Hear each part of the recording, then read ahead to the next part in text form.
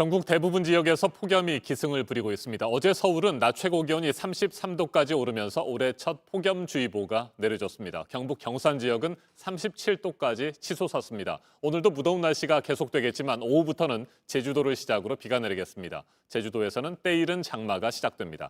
방기성 K웨더 예보센터장 자리 함께했습니다. 어서 오십시오. 네, 안녕하세요. 네, 요즘 폭염이 기승을 부리고 있는데 예년과 비교하면 이 폭염이 시작된 것이 그렇게 빠른 것은 아닙니까? 네, 그렇습니다. 네. 작년 같은 경우에도 서울에 폭염이 발령됐던 게 5월 26일이었었거든요. 그러니까 오히려 올해가 약간 늦은 감이 있는데 폭염이 시작하는 거는 좀 매년마다 그때 기압계에 따라서 네. 좀 틀려집니다. 그래서 특별히 올해가 빠르다 그런 거는 없고요. 또 기온도 이제 어제 서울이 33도, 가장 높았던 게 경북 경산 지역이 37.4도를 기록을 했는데 이 정도는 이때도 가끔 올라갑니다. 네, 이처럼 기온이 많이 오를 때 기압 배치는 어떤 상태인가요? 지금 같은 경우는 일단 고기압 현재까지는 아직까지는 북태평양 고기압이 우리나라까지 올라오지는 않았고요. 네. 그 북쪽에 있는 고기압인데 이동성 고기압 형태인데 상층에 상당히 따뜻한 남서기류가 들어오고 있고요. 또 상공에 상당히 따뜻한 공기에 위치하고 있거든요.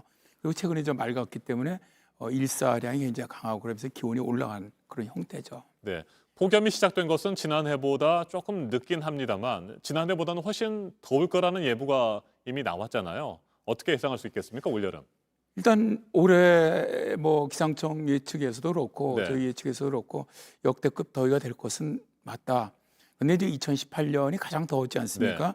2018년 정도는 아닐 것으로 보고 있어요. 이때는 이제 폭염 특보 발령 일수가 31.4일이었는데 2018년 같은 경우는 이 기후 평균을 보면 평년 우리나라가 한 9.8일 정도거든요. 그러니까 2018년 같은 경우는 한 3.3배 정도 됐는데 그 정도는 아니고요. 한 2016년 정도 폭염. 그때가 22.4일이었거든요. 네. 폭염 일수가. 그러니까 평년보다 한 2.4배 정도 폭염 일수가 많았던 정도인데 그 정도 폭염은 있지 않겠느냐 그렇게 예상을 합니다. 네, 강원도 동해안 쪽에서는 지난 8일 밤과 어제 새벽 올해 첫 열대야가 나타났잖아요. 네. 수도권이라든지 다른 지역에서 열대야는 언제쯤 나타나겠습니까? 일단 동해안 지역은 바닷가 옆이기 때문에 습도가 높기 때문에 열대야가 빨리 나타나는 겁니다. 근데 이제 수도권의 이런 지역들은 아직 습도가 낮거든요. 그러니까 습도가 낮으면 이 북산행으로 아침에 기온이 많이 떨어지기 때문에 당분간은 열대가 나타날 것으로 보기가 좀 어렵고요.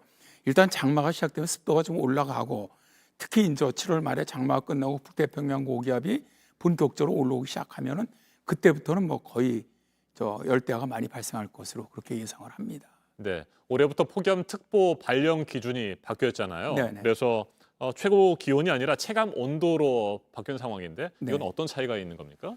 작년까지는 이제 기온만 가지고 폭염특보를 네. 발령을 했는데 문제가 이제 2018년 같은 경우 기온이 낮은데도 불구하고 굉장히 많이 온열 질환자들이 발생을 했거든요. 근데 이때 습도가 상당히 높았거든요. 아하. 그러다 보니까 실제 사람들에게 영향을 주는 것은 기온이 물론 제일 크지만 습도도 상당한 영향을 준다. 그래서 습도까지 고려를 하는 겁니다. 올해부터는. 그래서 이거는 이제 우리가 통상 체감 기온이라면 겨울철 많이 지금까지 썼는데 이제 여름에도 체감 기온을 쓰기로 한 겁니다. 그래서 그런 체감 기온을 가지고 습도를 가지고 하는데 습도가 50%를 기준으로 해서 네. 그때부터 상대 습도가 10%로 올라가면 1도를 더해주고요. 기온에. 그다음에 50%에서 상대 습도가 10% 낮아지면 1도를 빼줍니다. 그러니까 어제 서울 같은 경우는 33도였지 않습니까? 서울 대표 관측소는. 네. 그런데 어제 실제로 폭염특보가 발령된 서울 동쪽 지역이었어요. 이쪽은 수위동 같은데 35도까지 올라갔습니다. 그런데 서울이 어제 이제 습도가 한 35에서 40%였거든요. 습도가 낮았습니다. 그러다 보니까 실제로 서울 서쪽 지역은 33도까지 올라가더라도 폭염특보 해당이 안 됐고요. 아하. 동쪽 지역만 폭염특보가 발령된 것이죠. 이런 것들은 상당히 전 바람직하다고 봅니다. 실제로 사람들에게 직접적인 영향을 준 습도까지 고려하는 그런 것이기 때문에 국민 건강에 상당히 도움이 되지 않겠나 그렇게 봅니다. 네, 그러니까 최고 기온이 습도에 따라서 높게 나오더라도 체감 온도는 낮을 수도 있다 이런 말씀이시죠? 네, 그렇습니다. 네. 기온이 낮더라도 습도가 높으면 체감 기온은 올라가는 겁니다. 그래서 그 기온은 체감 온도가 33도, 35도가 기준이 되는 것이죠. 체감 기온이 33도 이상 이틀 이상 지속되면 주의보, 네. 35도 이상 이틀 이상 지속되면 경보가 됩니다. 네. 제주에서는 오늘부터 장마가 시작되는 겁니까? 네, 그렇습니다. 네. 오늘부터 이제 장마가 시작되고 제주도 같은 경우는 뭐 15일만 빼놓고 당분간 계속 비가 내릴 것으로 보고 있거든요. 그러니까 뭐 제주도는 확실히 장마에 들어선 것으로 판단이 되고요. 이렇게 되면 이제 우리나라가 지금까지 장마가 제일 빨랐던 게 2011년에 6월 10일이었는데 네. 이제 6월 10일 오늘 그러니까 이제 우리나라 관측사상 이제 장마가 가장 빠른 이제 동률을 이루는 것이 2011년과 그렇게 되는 것이고요. 다만 이제 서울을 포함한 중부지방 같은 경우는 일단 뭐 오늘 밤에 비는 내립니다. 또 13일에 기압골이 올라와서 비는 내리는데 그 이후에 장마前線이 좀 남쪽으로 내려가서 당분간 소강 상태를 보일 거로 예상이 되거든요. 그래서 중부지방의 장마 여부는 좀 더 좀 있어야 판단이 될 것 같습니다. 네. 집중호우가 좀 내리지 않기를 바랄 뿐인데요. 장맛비는 어느 정도로 예상할 수 있을까요? 이번 장마 기간에? 일단 최근에 몇 년 동안 장마가 정상적인 장마가 없었습니다. 비도 강수량도 적었고 근데 올해는 좀 비도 평년과 비슷한 정도로 많이 내리는데 특징은 우리가 이제 흔히 말하는 게릴라성 집중호우 있지 않습니까? 이거는 상당히 증가할 것으로 보고 있습니다. 그래서 이게 이제 사실은 가장 많은 피해를 주는 것이거든요.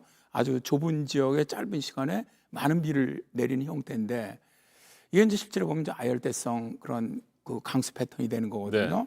그래서 그런 패턴은 올해 좀 많이 증가하지 않겠느냐. 그래서 여기에 대한 대비도 좀 필요하다고 봅니다. 알겠습니다. 여기까지 듣겠습니다. 방기성 K웨더 예보센터장이었습니다. 말씀 잘 들었습니다. 네, 고맙습니다.